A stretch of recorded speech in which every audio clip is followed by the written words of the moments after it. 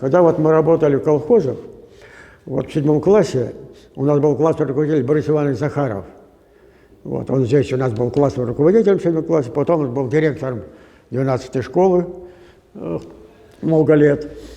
И вот мы ходили уже тогда на сенокос все лето, мы тогда между Трехозеркой и Четвыркачем были на сенокосе. Вот. И там за лето, вот, ну я лично, предположим, заработал 40 трудодней. И вот иногда говорят, в печати это даже проскальзывает, что мол, какие это трудодни, что ставили только палочкой, а ничего не давали.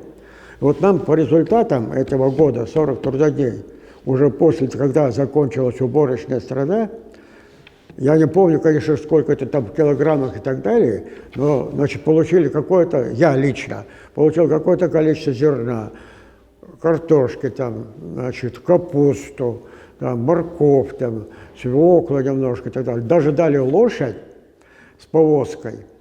Колхоз Сталина мы работали, сейчас где Тентюково, вот этот Тентюково, район Тентюково, был самый первый колхоз, который примыкал как бы к городу. Вот, и оттуда я на телеге, сам даже, мне даже почему-то не дали этого сопровождающего поводыря. Значит, я вот эту телегу привез домой, а мы жили на берегу, вот детский парк, Береговая 6 улица.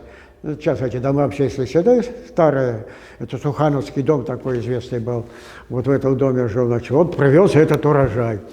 Вот это тоже очень... То есть мы не просто работали, а мы еще и получали. А в годы войны, представьте себе, вот что, то, что я тогда вот это привез, какое-то было подспорье для семьи в целом и так дальше. Так что вот этот момент тоже интересный. Мне кажется, об этом тоже не надо забывать, когда рассказываем, что вот мы просто ограничивались тем, что мы работали и все. Мы не только работали, мы и получали за свою работу.